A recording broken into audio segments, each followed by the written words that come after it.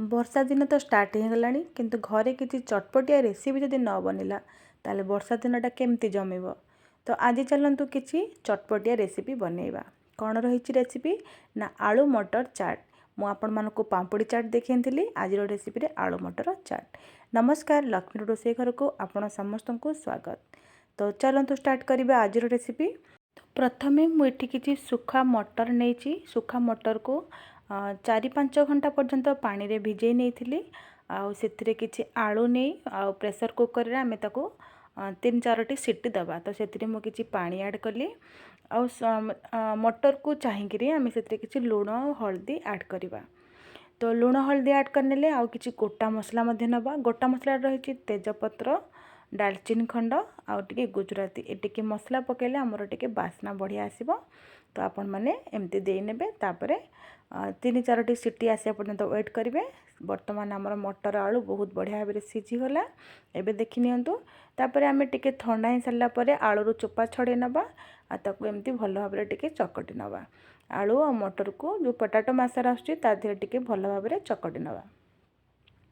ଏବେ ଆମର ଚକଟା ରେଡ଼ି ହେଇଗଲା। ତାପରେ ଆମେ ଆଳୁ ମଟରର ମସଲା ରେଡ଼ି କରିବା। ତ ମସଲା ପାଇଁ କ'ଣ କେମିତି ରହିଛି ପ୍ରିପାରେସନ୍ ଦେଖି ନିଅନ୍ତୁ। ତ ପ୍ରଥମେ ଏଠି ଗୋଟେ କଡ଼େଇ ନେଲି। ତାପରେ ଏଥିରେ କିଛି ଆମର ରିଫାଇନ୍ ତେଲ ମୁଁ ସେଥିରେ ଆଡ଼୍ କଲି। ରିଫାଇନ୍ ତେଲ ଯେଉଁଟା ଆପଣ ଡେଲି ବ୍ୟବହାର କରନ୍ତି ଖାଇବାରେ, ସେଇ ତେଲ ଆପଣମାନେ ନେଇପାରିବେ।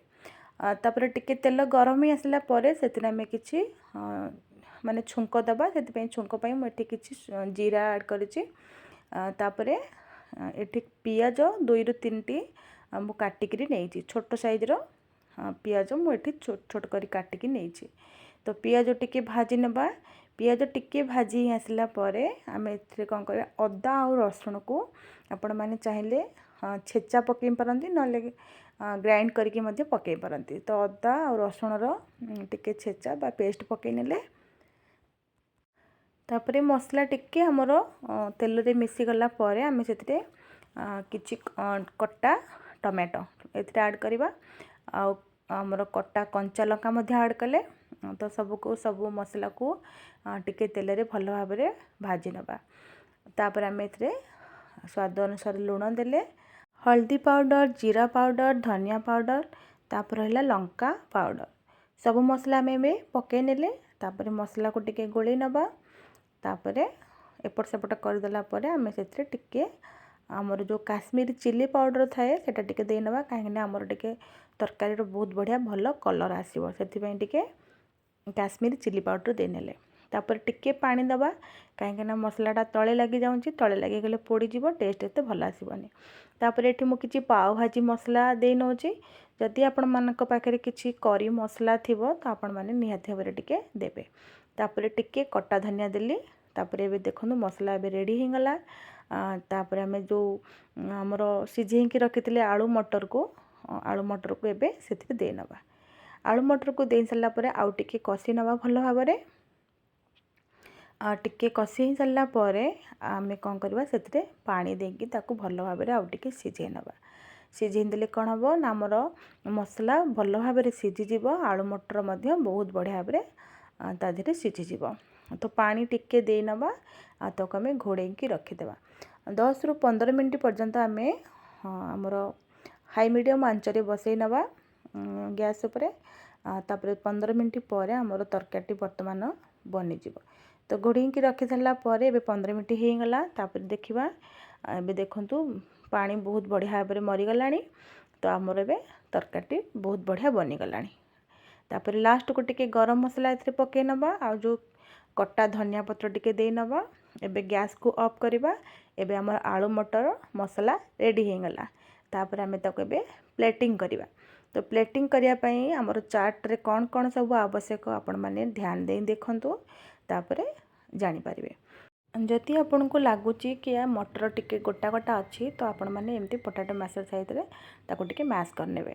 ତାପରେ ଚାଲନ୍ତୁ ଆମେ ଏବେ ଗ୍ରୀନ୍ ଚଟନି ବନେଇବା। ଗ୍ରୀନ୍ ଚଟନି ପାଇଁ ଆପଣମାନେ ଦେଖି ନିଅନ୍ତୁ, ମୁଁ ଏଠି କିଛି ବହୁତ ସାରା ଧନିଆ ପତ୍ର ନେଲି, କିଛି ପୋଦିନା ପତ୍ର ନେଲି, ଆଉ ରହିଲା ଆମର ଅଦା, ରସୁଣ, କଞ୍ଚା ଲଙ୍କା, ଟିକେ ଲୁଣ ନେଲି, ଆଉ ଟିକେ ଲେମ୍ବୁର ରସ ନେଲି। ତାପରେ ଆମେ ୟାକୁ ଟିକେ ପାଣି ଦେଇକରି ଭଲ ଭାବରେ ଗ୍ରାଇଣ୍ଡ କରିନେବା। टिके आमर पतला करिकी ग्राइंड करने चिकन करिकी एबे देखंतु आमर ग्रीन चटनी रेडी होगला। तो चलतु आम प्लेटिंग करवा आमर चाट को भल भाव में सजेक जाई खाइबा। तो ये मु ग्रीन चटनी बनै नहीं आउ टिके दही आपण माने मोटा दही नेबे आउ टिके जदि आपण पाखरे तेंतुली अच्छी तो तेंतुलीर पानी टिके नहीं जिबे, जदि नहीं तो टमाटो सॉस मध्य नेबे।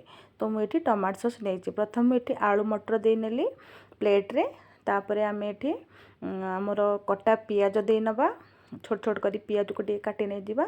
तापर आमर कटा टमाटो दे नवा टमाटो को मध्य छोट छोट करी काटिक नहीं नवा।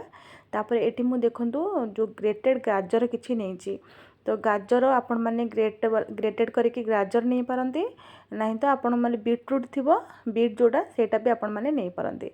तो ये टिके आमर चाट जो माने दे थांती एटा टिके सजेंगे दे थांती आपण माने टिके देखिथिबे, एटा भी भल लागे। तापर रहला कटा कंचा लंका आउ रहिला कटा धनिया पत्र।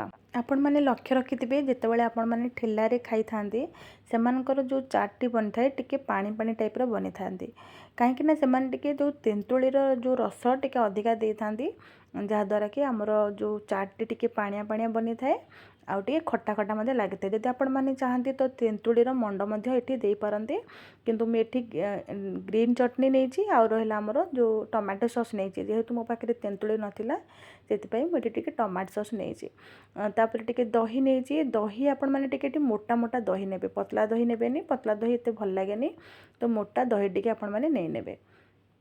तापर ये मुझे छाणिकी रखी बादाम, बादाम बहुत बढ़िया लगे चाट रे, आपण माने जमारू भी स्किप करेंगे। आ रहा भजा जीरा लंकार गुंड ताकू टिके दे नेली। तापर ये रहा आमर किछि चाट मसला दे नबा। तापर रहा आमर जो नमकीन सेव रहा ताकू टिके दे नबा। तापर ये रहा आमर किछि पाम्पुड़ी, जदि आपण माने चाहिए पाम्पुड़ी मध्य घरे बनईकि दे पारंती। मु पाम्पुड़ी चाट रे आपण मानको पाम्पुड़ी बनईकि देखैछि, आपण माने से पाम्पुड़ी बनईकि एटी दे पारंती, सेटा भी बहुत बढ़िया टेस्ट लागे। एमिति भी आपण माने छोट छोट मार्केट जो पाम्पुड़ी मिले सेटा मध्य आपण दे पारिबे। एबे हमर पूरा शानदार चाट बनीगला। आपण माने निहाती थरे बनेबे आ वर्षा दिन रे यार मजा नेबे। जदि भिडियोटी भल लगी तो लाइक शेयर सब्सक्राइब करने को जमारू भी भूलिबे नहीं। आज रही पुणी देखा नुआ एक वीडियो रे। नमस्कार।